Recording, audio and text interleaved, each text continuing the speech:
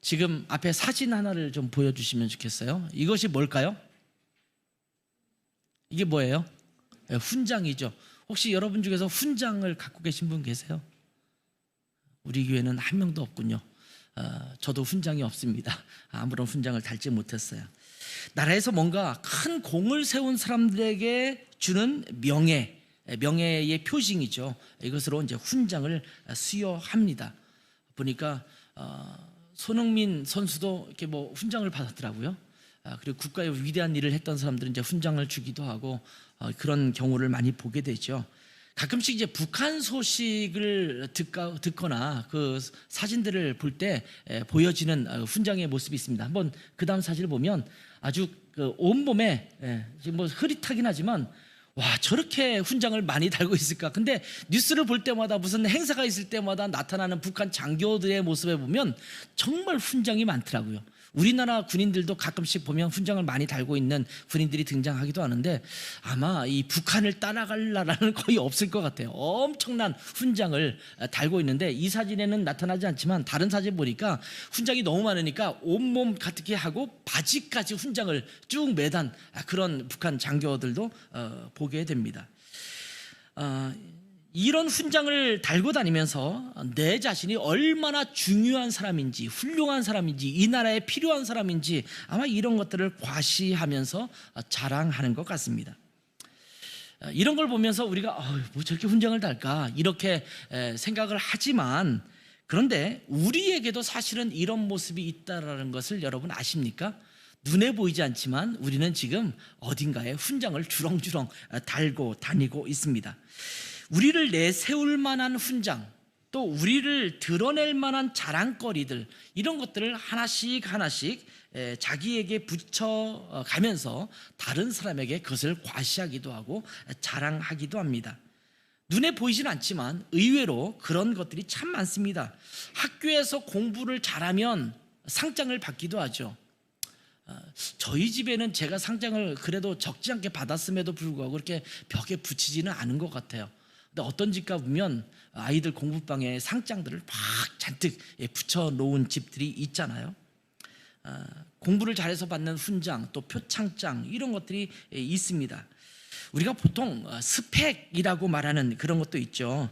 스펙서피케이션이라는 그 단어가 사용되는 것을 줄여서 스펙이라고 말하는데, 이것은 원래 어떤 제품의 규격이나 성능 아니면 품질, 이런 것들을 의미하는 단어가 이제 줄여서 스펙이라는 단어를 써요. 근데 취업을 준비하는 사람들은 이미 알고 있었는지 모르지만 그 다음 사진을 보면 숨막히는 취업 스펙 9종 세트 뭐 이런 것들이 있더라고요. 성형수술도 해야 돼요. 스펙 중에 하나예요. 외모를 가꾸는 거예요. 또 학벌, 내가 좋은 학교를 나오고 좋은 학위를 받는 것, 또 학점, 내가 좋은 성적을 얻어야겠죠. 그리고 토익 점수, 또 어학연수에서 몇 가지의 언어를 하는 것, 자격증, 각종 자격증을 따는 것, 공모전에 입상하는 것, 인턴 경력을 또 쌓는 것, 그리고 사회봉사를 하는 것, 이것이 이제 9종 세트라고 그래요. 취업을 하려면 이 정도는 준비해야 된다고 해요. 여러분은 대부분 지금 취업하셨잖아요. 이 엄청난 것을 준비하신, 성형은 안 했는데도 그냥 예쁘거나 외모가 있거나 아니면 다른 것들이 잘 준비되어서 이런 그 직장에 취업한다고 말을 해요. 우리가 보통 스펙을 쌓는다 이런 표현을 사용하기도 하는데, 이런 것들을 갖추는 것이 자기의 자랑거리가 됩니다. 직장에 취업하기 위해서 이제 인터뷰를 하게 되면, 면접을 하게 되면 거기서 자기를 자랑하죠. 예전에는 겸손을 떨었는데 지금은 그렇지 않아요. 자기 PR 시대잖아요. 나는 이런 것도 할 줄 알고 저런 것도 할 줄 알고 이런 언어도 쓸 수 있고 이러면서 자기를 PR 해야지만 직장에 취업할 수 있는 기회가 열린다고 말을 합니다. 근데 이것은 지금 여기 나오는 것은 취업을 준비하는 사람들에게 필요한 스펙이다 이렇게 이야기를 하지만, 사실은 우리는 그 연령대에 맞게 나름대로 갖추어야 될 것들을 열거하면서 그것을 자랑거리로 삼거나 그것을 준비 못했으면 괜히 주눅이 드는 그런 경우도 있습니다.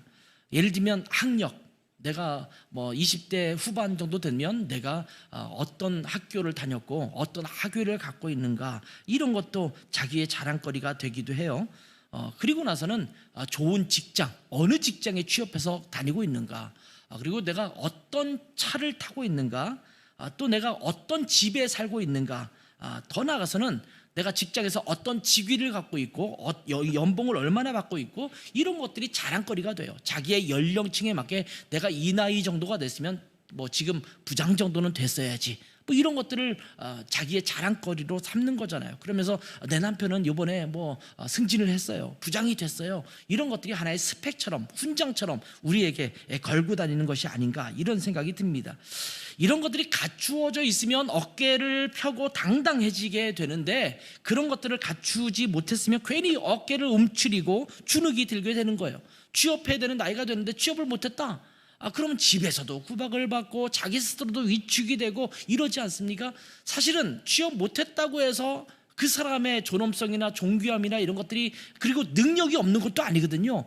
취업 못했다고 해서 능력이 없는 건 아닌데, 괜히 자기는 자기 그대로인데 내가 취업을 했느냐 안 했느냐에 따라서 내가 주눅이 들기도 하고 어깨가 당당해지기도 하는 그런 것입니다. 마치 훈장처럼 그런 스펙들을 하나씩 쌓아가는 것입니다. 오늘 설교를 준비하면서 어떤 한 책이 떠올랐습니다. 이 책은 어떤 책이냐면 너는 특별하단다 라는 책입니다. 여기 You are special이라는 책이죠. 이게 1권부터 5권까지 나왔어요. 혹시 여러분 안 보신 분들은 한 번씩 구입해서 보시기를 추천합니다. 물론 어린이를 위한 동화책, 그림책으로 나온 거지만 제가 볼 때는 전 연령이 봐야 될 그림책이고 또 동화책이기도 합니다. 이 책은 맥스 루케이도라는 분이 쓰셨어요. 루케이도는 일반 기독교 서적에서는 요즘 인기 있는 베스트셀러 작가이기도 합니다. 굉장히 좋은 책을 많이 쓰신 그런 분이십니다. 그리고 세르지오 마르티네즈가 그림을 그린 독특한 그림이 있습니다. 여러 출판사에서 등장했는데 이제 이 책은 고슴도치에서 나온 책을 지금 여러분에게 보여드리고 있습니다. 이것은 비디오도 나와 있어요. 저희 집에는 DVD가 하나 있기도 한데, 제가 독일에 있을 때부터 이 DVD를 구입해서 청년들에게 보여주기도 하고 또 아이들에게는 물론 어른들에게도 보여줬던 그런 것이기도 합니다. 이 책에는 어느 한 마을이 소개되고 있습니다. 그리고 이 마을에는 어떤 자들이 살고 있냐면 엘리라고 하는 목수가 만든 나무 사람들, 나무 인형이 아니라 나무 사람들이 살고 있는 그러한 마을입니다. 이 나무 사람들을 웸믹이라고 불러요. 여기서 이제 웸믹이라는 사람들로 불리게 되는데, 이 웸믹들은 일상을 살아가면서 어떤 일들을 하냐면 서로에게 스티커를 붙여주는 것이 일상입니다. 근데 어떤 스티커를 붙이냐면 두 가지 스티커를 붙여요. 하나는 별표입니다. 별을 붙여주는 거예요, 상대방에게. 하나는 잿빛 점표, 동그란 그냥 잿빛으로 된 스티커를 붙여주는 거예요. 이 사람이 내 마음에 안 들고 막 화를 내고 그러면 잿빛 하나를 딱 붙여줘요. 너는 짜증내고 막 그러는구나. 잿빛을 붙여주고, 뭔가 멋있는 것이 보이거나 또 칭찬해 줄 만한 것이 생기면 별표를 갖다 붙이는 거예요. 이번에 대학을 졸업했어요. 별표 이렇게 붙여주는 거예요. 너 보니까 오늘 되게 예쁘네? 그럼 예쁨의 별표를 또 하나 붙여줘요. 어떤 사람은 별표가 잔뜩 붙어있고 잿빛도 몇 개 붙어있을 수 있겠죠. 어떤 사람은 별표만 잔뜩 붙어있고 잿빛이 별로 없는 사람도 있을 수 있고, 어떤 사람은 별표는 거의 없고 잿빛만 잔뜩 붙여져 있는 그런 사람도 있었을 것입니다. 그래서 이 별표나 점표라는 것은 뭐냐면 서로를 평가하는 것을 의미하는 그런 것입니다. 그런데 웸믹 중에서 펀치넬로라는 웸믹 나무 사람이 있는데, 이 나무 사람은 늘 잿빛 점표만 받았습니다. 아무리 찾아봐도 자기에게서는 별표가 보이지 않는 것입니다. 그래서 나는 정말 좋은 나무 사람이 아닌가 보다, 자기에 대한 열등감과 또 그런 마음에 빠져서 늘 우울하게 살아가고 시무룩하게 살아갑니다. 그런데 어느 날 어떤 사람을 만났어요. 루시아라는 사람을 만났는데 여자예요. 근데 이 루시아는 독특하게도 별표도 없고 잿빛 점표도 없어요. 아무것도 붙이지 않는 그 모습으로 살아가고 있는 거예요. 그래서 묻습니다. 아니, 이 동네 살면서 어떻게 너는 아무것도 붙이지 않고 살아갈 수가 있어? 다른 사람이 너에게 아무것도 안 붙여도 돼? 이렇게 물어요. 그랬더니 이 루시아가 나는 이런 것 없어, 다 필요 없어, 이렇게 얘기하는데 이 비결을 물어요. 펀치넬로가 물어요. 도대체 어떻게 하면 그럴 수 있어? 근데 이 루시아라는 웬믹이 나무 사람이 뭐라고 말하냐면, 글쎄 나는 특별한 비결은 없는 것 같아. 근데 내가 하는 일이라는 것은 매일 목수 아저씨인 엘리 아저씨를 찾아가서 그분과 함께 교제하다 나오는 것밖에는 없어. 이렇게 이야기를 해요. 그래서 이 펀치넬로가 고민 끝에 이 목수 엘리 아저씨를 찾아가기로 결정을 합니다. 그리고 목수 엘리 아저씨를 어느 날 마음의 결정을 하고 딱 찾아가요. 그러면서 이야기를 하는 거예요. 나는 이 잿빛밖에 붙어 있지 않은데 별표를 받고 싶은데 그래서 나는 너무 내가 쓸모없는 사람인가 이런 생각이 들었다, 이렇게 얘기를 해요. 그럴 때 이 엘리 아저씨에게 이제 이런 얘기를 듣습니다. 제가 이제 그 다음 내용을 보면, 이게 이제 지금 잿빛 별표 이렇게 붙여 있는 상황 그림책에 있는 내용들이에요. 그 다음을 한번 보세요. 내가 너를 만들었고 넌 아주 특별하단다. You are special 이라는 말이 여기서 나오는 거예요. 나는 결코 좋지 못한 나무 사람을 만든 적이 없지, 이런 얘기를 해요. 너희들은 서로 평가해서 별표를 붙이고 잿빛 점표를 붙이지만 나는 나쁜 나무 사람을 만든 적이 없다. 그것은 너희들이 스스로 만드는 거다. 이렇게 이야기를 하는 내용입니다.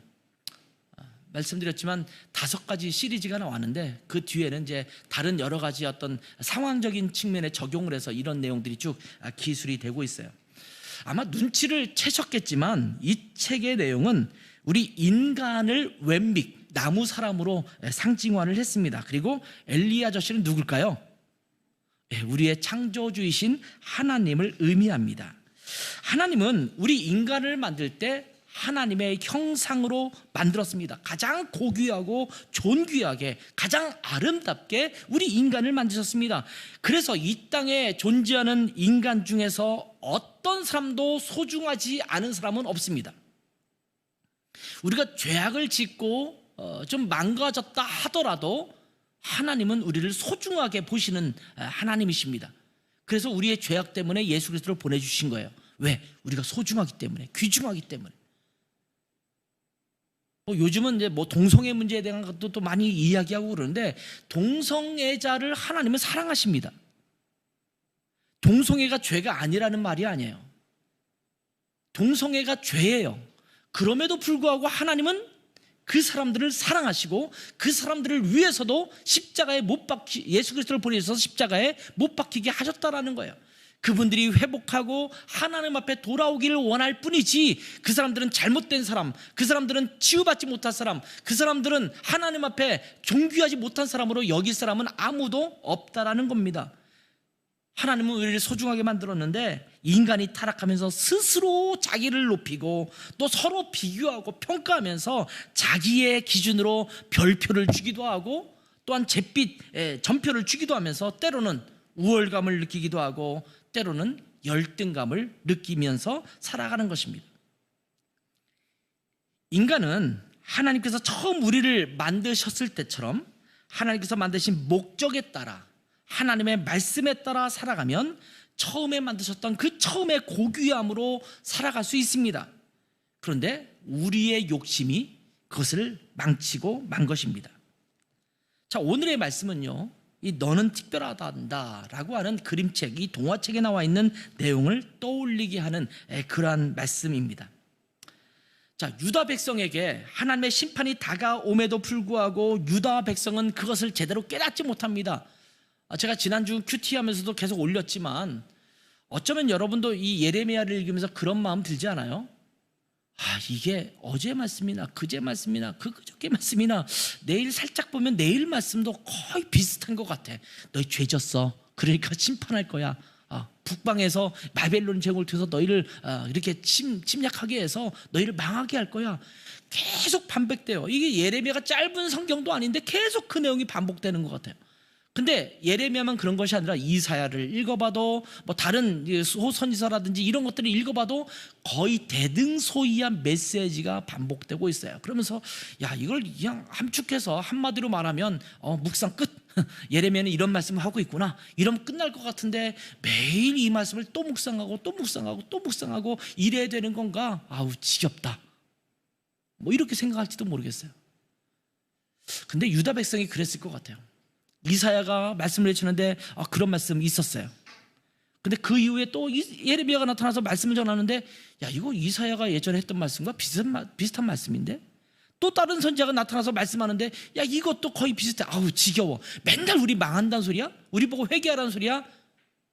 더 이상 이제 지겨우니까 들을 수 없어. 처음에는 어쩌면 충격을 받았을지 모르지만 그것이 반복되니까 이제 매너리즘에 빠져서 전혀 그것에 대한 반응이 없는 거예요. 문제는 계속 귀 따갑게 말씀함에도 불구하고 아침부터 또 태초부터 우리에게 부지런히 말씀하셨음에도 불구하고 우리는 귀를 닫고 그 말씀을 듣지 않는 것입니다. 그래서 예레미야는 하나님의 말씀을 받아서 어떤 일들을 행하냐면, 애곡하는 사람들, 그러니까 곡하는 사람들, 돈 받고 초상집이나 이런 데서 울고 하는 그런 사람들이 있었거든요. 그런 사람들을 불러서 애곡하게 하는 퍼포먼스를 벌려요. 이스라엘 백성들이 하도 깨닫지 못하니까 야, 왜 이렇게 지겹게 저런 곡하는 소리를 우리가 듣게 해야 되는 거야? 지금 초상집이 아닌데 왜 우리한테 그런 저 이상한 회개망측한 저런 소리를 들어야 돼? 이렇게 외치는 유다 사람들에게 바로 하나님이 우리를 심판하셔서 이런 곡소리가 우리 가운데 울려 퍼질 거야, 정신 차려야 돼, 이 말씀을 하는 내용이 오늘 본문의 바로 전 부분에 나오고 있는 것입니다. 영적으로 둔감해서 하나님의 심판이 코앞에 닥쳤음에도 불구하고 깨닫지 못하고 고집대로 살고 있는 그런 모습을 보면서 하나님은 애곡하는 여인들을 불러서라도 현실을 깨닫게 하라고 예레미야에게 말씀하고 있는 겁니다. 영적인 귀가 닫히고 영적인 눈이 감기면 하나님의 말씀도 들리지 않고 죄악을 낙으로 여기면서 살아가면서 하나님의 책망의 말씀도 깨닫지 못하는 것입니다. 하나님의 진노가 코앞에 닥쳤음에도 불구하고 깨닫지 못합니다. 때로는 심각한 질병에 걸린 사람 중에서 그런 사람도 있을 수 있잖아요. 서서히 몸이 병들고 있는데 나는 괜찮아, 걱정할 필요 없어, 나는 건강해, 건강진단 받아봐. 그래도 뭐 이 정도면 되는데 뭘 건강진단 받아, 괜히 쓸데없는 것이나 얘기하겠지, 이러면서 계속 자기를 방치해요. 마지막 순간에 그 질병이 더 이상 치유될 수 없는 그 상황까지 갈 때까지 버티고 있다가 어느 날 문득 내 병이 심각한 질병에 걸렸다는 것을 깨달았을 때는 이미 늦은 거거든요. 유다 백성이 그런 상황에 놓여져 있는 것입니다. 그래서 하나님은 예레미야를 통해서 영적으로 둔감한 이 유다 백성들을 깨우도록 촉구하신 것입니다. 그런데 유다 백성들은 어떻게 행동하며 살았냐면 하나님을 떠나서 엉뚱한 것들을 추구하며 살아갔습니다.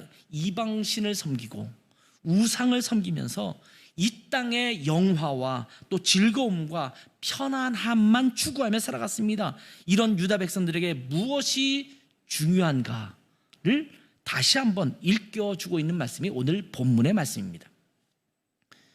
그러면서 예레미야를 통해서 이런 말씀하십니다. 먼저 하시는 말씀이 뭐냐면 이 세상의 헛된 것들을 자랑하지 말라, 이렇게 말씀하세요.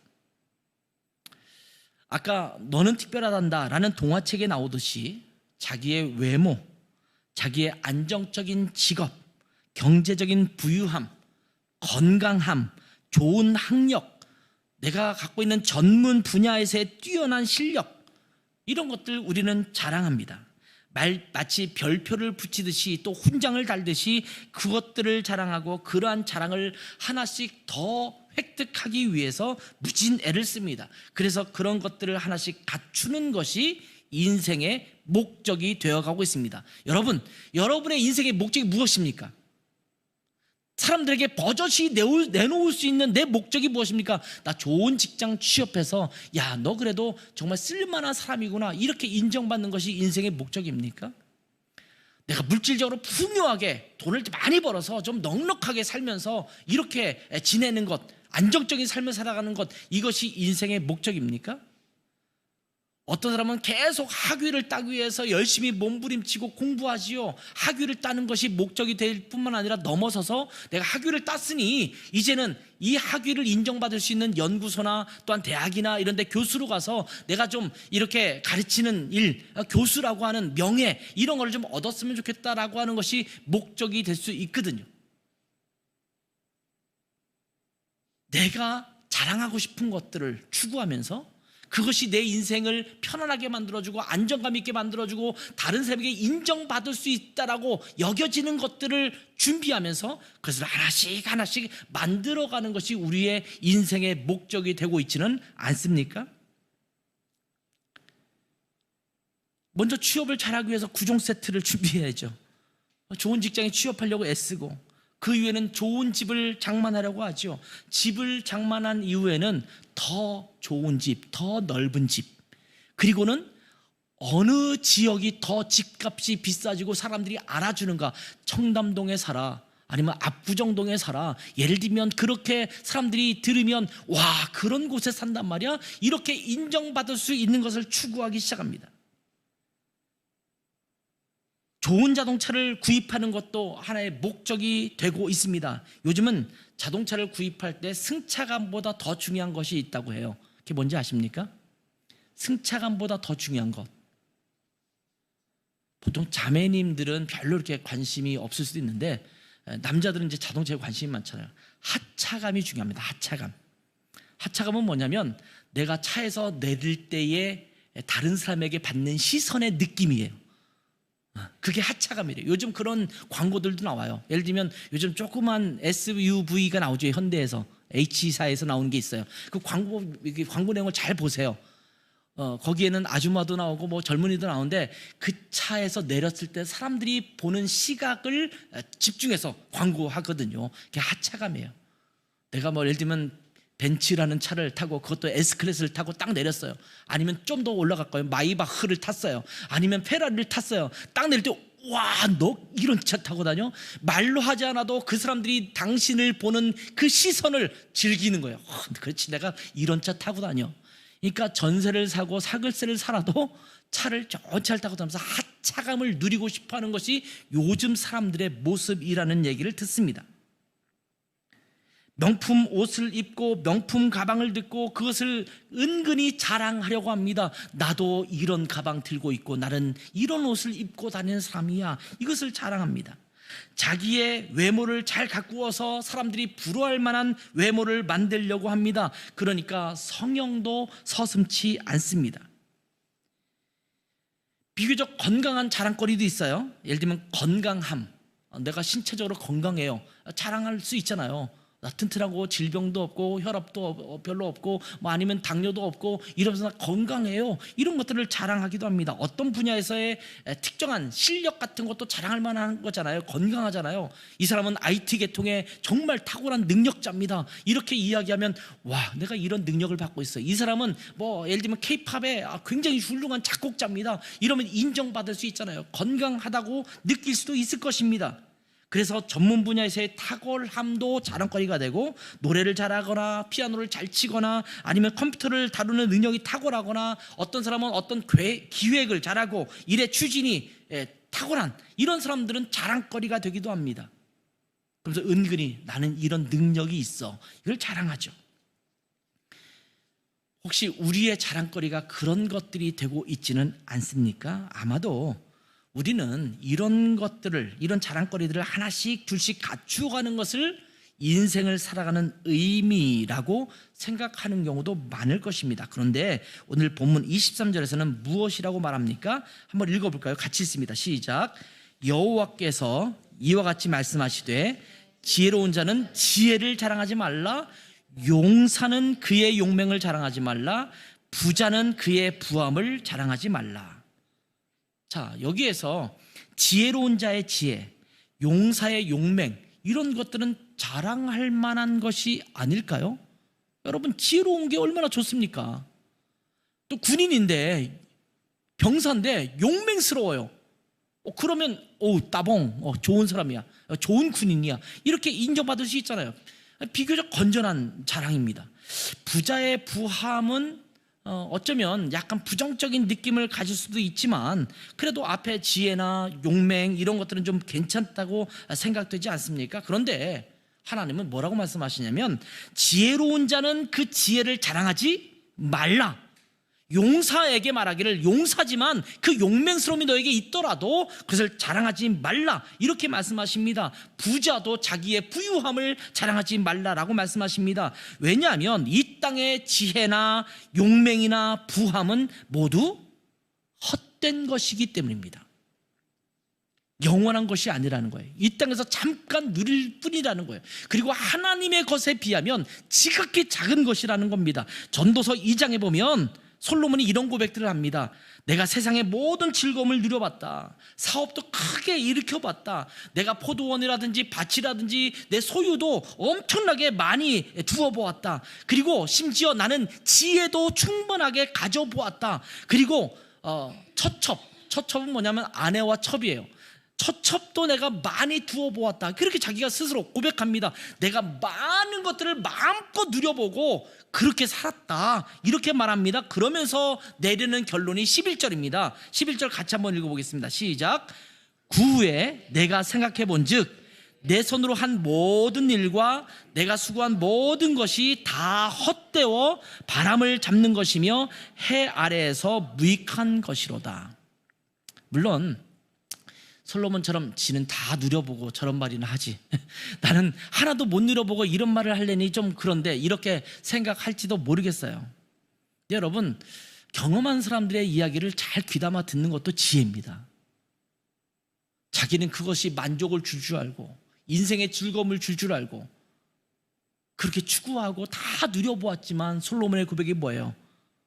다 헛되어 바람을 잡는 것이고 무익하다 이렇게 말해요. 그래서 전도서 1장 2절 전도서를 시작하는 1장 첫 부분에 그는 이렇게 말합니다. 헛되고 헛되며 헛되고 헛되니 모든 것이 헛되도다. 안 해본 사람이 이런 말하면 너는 해보지도 않고 뭘 그런 말을 해 이렇게 말할지 모르겠지만 모든 것을 다 누려봤던 솔로몬이 하는 고백이에요. 내가 해보니까 헛되더라. 저는 나이가 많지는 않지만 나이가 점점 들어가면서 느끼는 게 그런 거더라고요. 이게 다 인생에 남겨놓을 것이 없구나. 별로 없구나. 나이가 점점 들었다는 것은 점점 이제 죽을 날을 향해서 가고 있다는 거잖아요. 인생이 마무리를 준비해야 된다고 생각하는 때잖아요. 그 남겨놓는 게 무슨 의미가 있을까?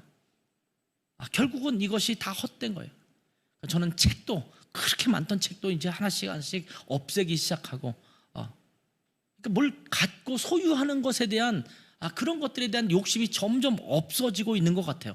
내 노후를 생각해서 뭘 준비한다 이런 생각보다는 참 좀 이렇게 내려놓는 것이 더 많아지는 것 같습니다. 지혜가 나쁘다는 것이 아닙니다. 용맹이 또 부유함이 나쁘다는 것이 아닙니다. 그 모든 것들은 우리 인생에게 유익할 수 있습니다. 우리가 인생을 살아가면서 필요한 부분일 수 있습니다. 그것을 부인하지 않습니다. 그러나 그것을 내 인생의 자랑거리로 삼기 위해서 그것들을 삶의 목적으로 삼아서 살아가는 것은 무익하다라는 거예요. 그래서 내가 살아가는 데서 필요한 것일 뿐이지 내 인생의 목적이 되거나 내 자랑거리가 돼서는 안 된다라는 것입니다. 유다 백성도 하나님이 아닌 이 땅에서의 편안함, 부유함, 안정감, 즐거움 이런 것들을 누리는데 마음을 두었기 때문에 어떻게 해야 되냐면 결국은 하나님을 떠나고 하나님 앞에서 죄악을 저지르면서 살아가게 되었던 것입니다. 그 죄악의 근원이 그거예요. 이 땅에 있는 것들을 추구하고 자랑하려고 하다 보니까 하나님을 떠나는 거예요. 그러면 진짜 자랑해야 될 것이 무엇인가? 하나님은 지혜로운 자의 지혜, 용사의 용맹, 부자의 부함 이걸 대표적으로 이렇게 얘기하면서 자랑하지 말라 이렇게 말씀하시죠. 그러면서 진정으로 자랑해야 될 것이 무엇인가 말씀하십니다. 진짜 자랑해야 될 것 이것이 무엇인가? 세상에서 지혜롭다 여기며 또 세상에서 용맹스럽다고 여기면서 세상에서 부유하고 부족함이 없다라고 여기면서 하나님을 소홀히 여기고 살아가는 것은 매우 어리석은 태도입니다. 그래서 하나님께서 무엇을 자랑하라고 하시는가 24절에 연이어서 말씀하고 있죠. 같이 읽습니다. 24절입니다. 시작. 자랑하는 자는 이것으로 자랑할지니 곧 명철하여 나를 아는 것과 나 여호와는 사랑과 정의와 공의를 땅에 행하는 자인 줄 깨닫는 것이라. 나는 이 일을 기뻐하노라 여호와의 말씀이니라. 즉 하나님은 지혜와 용맹과 부유함, 이 땅에 있는 그런 것들을 자랑하는 것이 아니라 하나님을 알아가는 것. 첫 번째가 하나님을 알아가는 거예요.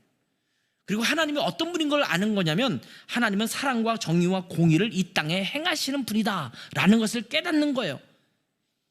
이런 일을 기뻐하는 자, 하나님은 그런 분이다 라는 것을 아는 것이 자랑거리가 돼야 된다라는 거예요. 사랑이라는 말은요, 사실은 구약 성경에서 은혜, 사랑, 자비 이런 것들이 같은 단어로 사용될 때가 많아요. 이제 love라는 단어로 안 쓰고 보통 이 영어 성경에 보면 loving kindness라고만 쓰는 그런 단어가 쓰여져요. 근데 이거는 여러분 들어보셨을지 몰라요. 헬라어에서 헤세드, 따라서 해보세요. 헤세드. 헤세드는 우리가 구약 성경에 알아야 될 히브리 단어 중에서 굉장히 중요한 단어 중에 하나예요. 헤세드, 사랑, 자비 이런 것들을 헤세드라고 그래요. 근데 이 단어는요, 은혜라는 말도 헤세드라고 쓰고 자비, 인자하심, 사랑 이런 여러 가지 것들로 한국말로 번역되는 단어입니다. 하나님은 은혜롭고 자비로우시고 사랑이 있는 분이라는 거예요. 근데 그것만으로 끝나는 것이 아니라 정의로우신 분이십니다. 정의라는 말, 저지먼트라는 단어로 보통 성경에 번역되고 있는데 이 정의는 히브리어로 미슈파트라는 말이 쓰여집니다. 이 단어는 율례, 법도, 공의, 정의, 뒤에 나오는 공의라는 단어와 이 단어가 헷갈릴 수 있을 것 같은데 사실 미슈파트라는 단어를 보통 공의라는 말로 일반적으로 번역을 하는 단어입니다. 이것이 정의입니다. 하나님께서 주신 율례대와 율법대로 살아가는 삶, 이것이에요. 하나님은 그런 분이세요. 본인이 만드신 기준에 의해서 살아가시는 분이에요. 그런가 하면 하나님은 또한 공의로우신 분이에요. 이 공의라는 단어는 righteousness라는 영어 단어로 보통 번역이 의로움이라는 거잖아요. 근데 이 히브리어로 체다카라는 말이 쓰여져요. 이 체다카라는 단어는 오히려 공의라는 단어로 번역되지 않아요, 보통. 근데 여기서는 이제 공의로 번역했지만 보통은 의, 공평, 옳음, 그분은 바르다 이렇게 사용할 때 쓰여지는 거예요. 이 뮤시파트나 체다카는 서로 교차적으로 많이 사용되는 그 단어이기도 한데 하나님은 그런 분이시라는 거예요. 사랑이 있으시지만 의로운 분이시고 그 의로우신 분으로 기준을 가지고 우리를 판단하시는 그런 분이시라는 겁니다. 이런 하나님인 것을 내가 깨달아 아는 거예요. 어떤 사람은 사랑은 아는데 공의로우신 하나님을 몰라요. 정의로우신 하나님은 알지 못해요. 어떤 사람은 공의롭고 정의로우신 하나님만 알고 그래서 하나님을 무서워하는데 하나님은 사랑과 자비가 풍성하신 분이에요. 이 하나님을 깊이 아는 것이 필요하다라는 겁니다. 하나님을 제대로 아는 것을 자랑할 수 있어야 한다는 거예요. 여러분, 하나님을 얼마나 아십니까? 자랑할 수 있겠어요? 다른 사람에게 나 하나님 알아. 근데 하나님은 어떤 분이야? 근데 하나님은 이러면서 제가 1:1 양육을 할 때 이제 맨 앞부분에 많이 하는 얘기가 있어요. 그게 뭐냐면 하나님의 속성이 무엇일까요? 이런 질문을 던지는 게 있어요. 근데 의외로 많은 분들이 뭐가 있을까요? 고민하면서 얘기를 하는데 떠듬떠듬 얘기하죠. 하나님 공의로우신 분이고 거룩하신 분이고 전지하신 분이고 전능하신 분이고 창조하신 분이시고 막 얘기하죠. 그리고 그분은 또 사랑과 은혜가 풍성하신 분이시고 용서하시는 분이시고 하나님의 속성을 얘기해요. 근데 우리 머릿속에 하나님은 이러한 분이다라고 하나님에 대하여 잘 알 수 있습니다. 그런데 그저 지식적인 이 정보만을 알고 있는 것이 아니라 하나님과 깊이 교제하는 가운데 하나님을 체험해요. 하나님을 깊이 체험하기 때문에 아는 것이 자랑이 되어야 한다는 말입니다. 근데 그냥 머릿속으로 아는 하나님은 자랑할 만한 것이 되지 않습니다. 여러분은 하나님을 잘 아십니까? 하나님에 대해서 아는 것이 아니라 하나님과 깊이 교제하면서 그 경험 속에서 하나님의 속성을 알아가고 있느냐는 겁니다. 이것이 하나님을 암입니다. 예를 들어서 누구 유명한 사람을 여러분이 안다고 합시다.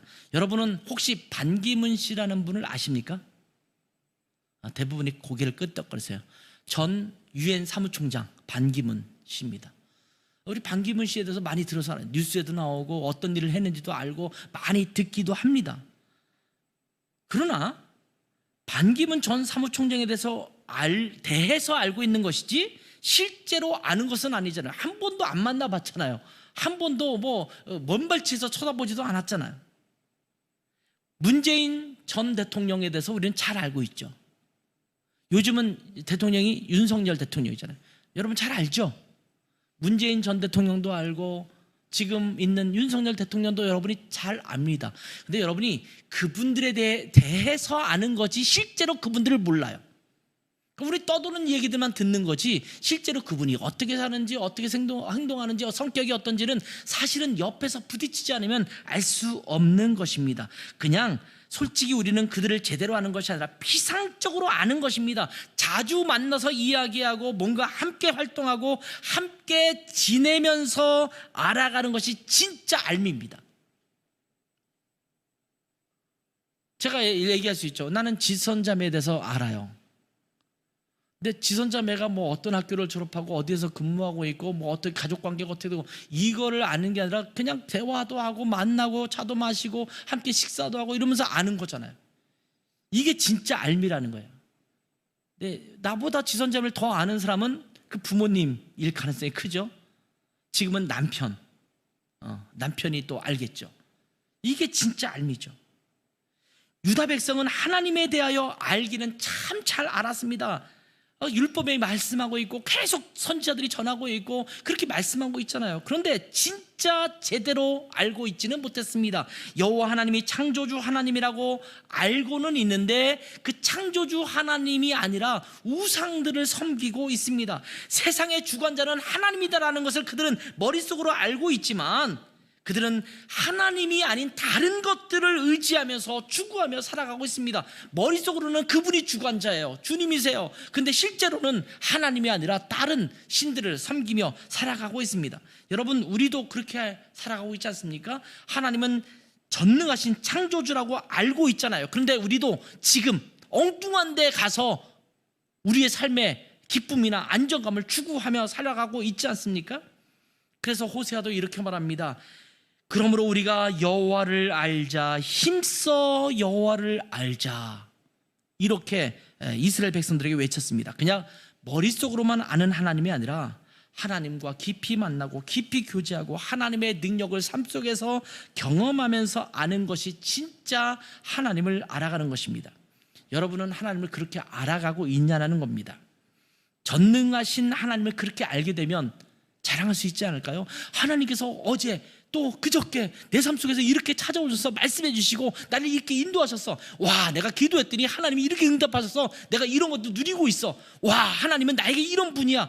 하나님을 계속 경험하면서 그분과 말씀을 나누면서 와, 하나님이 이런 분이셨어를 깨달아가고 그것을 알아가는 것을 사람들에게 자랑할 줄 알아야 한다는 것입니다. 이것이 우리가 진짜 자랑해야 될 자랑거리라는 말씀입니다. 여러분, 전능하신 하나님, 창조주 하나님을 내가 안다라는 만큼 큰 자랑이 어디 있겠습니까? 여러분이 예를 들면 아주 유명하고 대단한 분을 개인적으로 잘 알고 있다면 아마 여러분 중에서는 내가 아무개를 개인적으로 잘 알고 있어, 뭐 이렇게 말할지도 모르겠어요. 그렇죠? 여러분이 아는 분 중에서 모든 사람이 들어도 알 수 있는 그런 사람을 개인적으로 잘 알고 있는 사람이 얘가 있다면 어떤 사람이 있을까요? 혹시 여러분 중에서 뭐 가수라든지 탤런트라든지 유명한 축구선수, 뭐 야구선수, 이런 분들 중에 개인적으로 아는 분이 있는 분 있어요? 혹시? 나 이런 분 알아요. 메시지도 주고받고 있고 가끔 통화도 하고 있고 이런 분 있으세요? 그런 분 알고 있다면 사람들이 자랑거리 삼을지도 몰라요. 그렇죠? 어제는 제가 어느 집에 가서 식사하고 같이 교제하고 하는데 우리 교회도 한 번 나오셨었죠. 한 번 방문하셨었는데 개미라고, 거미 말고 개미. 그게 이제 음악 감독이에요. 요즘은 뭐라더라? 그 넘버스하고 드라마 넘버스, 그리고 뭐 가슴이 뛴다, 뭐 이런 거에 음악을 다 그분이 다 해서 하시는 분이에요. 아마 태양의 후예라는 드라마를 알 텐데 거기에 You Are My Sunshine인가요? 하여튼 그 노래를 작곡하신 분이에요. 그러니까 엄청 유명하신 분이에요. 그 집에 가서 같이 기도하고 밥 먹고 교제하고 자주 연락 주고받고 하거든요. 뭐 사람들은 잘 모르지만 이렇게 드라마 얘기면 그 노래 뭐 이렇게 알거든요. 근데 내가 그분하고 잘 알아요. 그러면 사람들이 그런 분을 어떻게 아세요? 이렇게 말할 수 있잖아요. 이게 아는 거거든요. 제가 굳이 사람들에게 일부러 떠벌리고 자랑하는 건 아니지만 누구를 내가 안다. 그럼 자랑거리가 되잖아요. 세계적인 지휘자 정명훈 씨가 드레스에 나와서 연주하고 우리 교회 와서 예배드리고 같이 밥 먹고 같이 사진 찍고 그분이 맨날 연주하면 저를 또 초청해서 저랑 제 아내랑 갔다 오고 그럼 사람들이 와 어떻게 정명훈 씨의 초대를 받아서 계속 음악회를 다닐 수 있어요? 저는 내가 그런 사람이에요. 나랑 전혀 관계없는데 그냥 유명한 사람 빗대서 그냥 나가 그런 사람이에요. 이렇게 얘기할 수 있잖아요. 여러분 근데 하나님, 전능하신 하나님, 주권자이신 하나님, 그분을 내가 알아요. 이것만큼 자랑거리가 어디 있어요? 또 혹시 여러분 주변 사람들에게 그 하나님을 자랑하고 계시나요?